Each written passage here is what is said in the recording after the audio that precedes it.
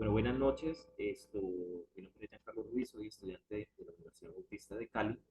Eh, en la actividad de psicología de la personalidad sana, en la materia, la profesora nos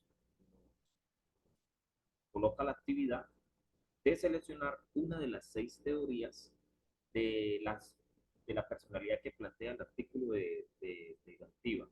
Entonces, estamos analizando ese tema y bueno, escogí, digámoslo así, una de las teorías. Entonces vamos a ver la teoría.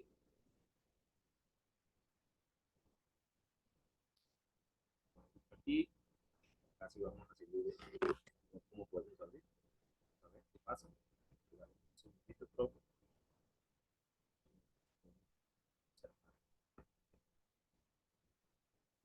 Son un poquito de fallas acá en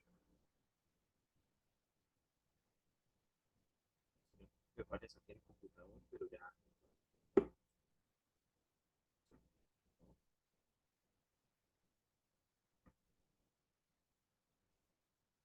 Entonces, podemos ver que la psicología y la teoría que escogí fue la psicología de la teoría conductual de la personalidad. Entonces, podemos ver las definiciones y los conceptos claves.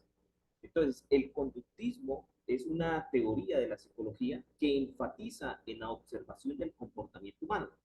Esta teoría es considerada una de las claves en la teoría de la personificación, ya que se enfoca en el aprendizaje y cómo a través de los estímulos externos pueden influir en la conducta de una persona. Entonces, podemos ver en la siguiente lámina, digámoslo así, en la siguiente diapositiva, que la teoría conductual de la personalidad se centra en la idea que el comportamiento humano es aprendido y adquirido a través de la experiencia y de la interacción social. De acuerdo con esta teoría, la personalidad se forma a través de la observación, ojo, la observación y la imitación de las conductas sociales que rodean a una persona o a un individuo, así como por las consecuencias que resultan de la interacción del individuo con su entorno. Entonces, vemos la historia y la evolución, los orígenes de la teoría, de la teoría conductual y vemos los principales representantes de esta corriente. Entonces vemos al señor Wilhelm Gudon, que es un filósofo, psicólogo alemán, que fue el que sentó las bases de lo que en un futuro se erigiría como el conductismo en la psicología. Y este ha sido y es considerado el creador de la llamada psicología experimental. También podemos ver acá en este lado a John Brodus Watson. Nació en Greenville, California del Sur, en Estados Unidos, en 1878 y falleció en Nueva York en 1958. Fue uno de los personajes importantes del condicionamiento clásico y fue clave para el desarrollo posterior al condicionamiento.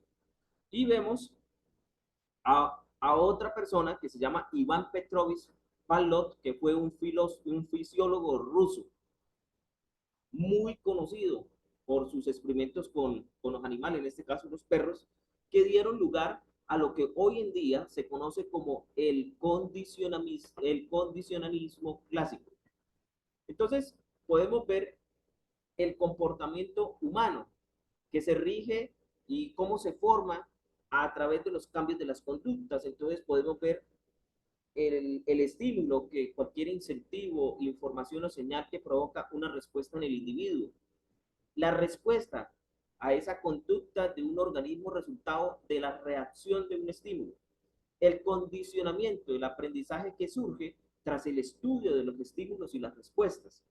Vemos también el refuerzo, que es la consecuencia de una conducta que incrementa la posibilidad de que vuelvan a reproducirse. Y el castigo es lo contrario al esfuerzo, es la consecuencia de una conducta humana que disminuye las probabilidades de que una conducta vuelva a reproducirse. Estas conductas no dependen de pensamientos o del instinto humano o fenómenos internos, ¿sí? Sino que lo hacen por el entorno que rodea al ser humano. Entonces, siguiente. Entonces vemos, dentro de esto vemos un análisis o un caso bíblico. Y en este caso me llamó la atención el apóstol Pedro, que le decían el impetuoso. Entonces, vamos a Lucas capítulo 22, verso 31 y 32 y dice, dijo también el Señor, Simón, Simón, he aquí Satanás os ha pedido para zarandearnos como a trigo, pero yo he rogado a ti para que tu fe no falte y tú, una vez vuelto, confirma a tus hermanos. Entonces, vamos a hablar de la personalidad que tenía el apóstol Pedro y esas conductas, llamémoslo así, en su personalidad. Entonces, vemos que el apóstol Pedro era impulsivo y lo vemos en Mateo capítulo 14, verso 28. No obstante, también cobarde, lo vemos en Mateo capítulo 14, versículo 30 en adelante. Que también tenía un temperamento colérico. Juan capítulo 18, verso 10. No obstante, también era compasivo, lo vemos en Mateo 26. Persicaz, no obstante, torpe, también lo podemos ver. Y también era valiente y firme después del Pentecostés. En Santiago capítulo 1, verso 8, vemos el ejemplo. El hombre de doble ánimo es inconstante en todos sus caminos. Entonces, dentro del ejemplo, este hombre joven llamado Simón, que llegaría a ser Pedro, era impetuoso, era agresivo y era impaciente. Quizás de pronto esa conducta la tomó porque quizás de pronto vio a sus padres, la Biblia no lo registra, no hay hechos, no hay registros como tal, pero por su modo de comportarse, podemos ver que el apóstol Pedro quizás lo observó. Recordemos que él era un pescador y esa era uno de los oficios más humildes que podían haber existido en ese tiempo. Entonces, quizás de pronto la falta de educación, quizás de pronto la falta de oportunidades hizo que Pedro observara todo eso desde niño y llegaría a ser impetuoso, agresivo y muchas veces impaciente. Quizás de pronto lo observó alrededor donde él se crió. Entonces, respondió Simón, le dijo, maestro, toda la noche hemos estado trabajando y nada hemos pescado, mas en tu palabra echaré la red. Ahí, ahí tenemos hablando al joven Simón, el pescador que se le ve escéptico. Mire la conducta, una conducta escéptica y a la vez renuente.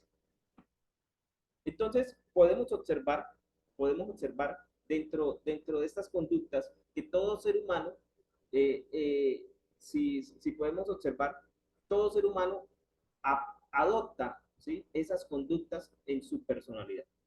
Entonces, lo podemos ver en el apóstol Pedro. Pedro era impulsivo, era agresivo, pero que gracias a Dios, gracias al Señor, también pudo cambiar su conducta. Entonces, la pregunta en esta noche es, ¿nos identificamos con esta teoría?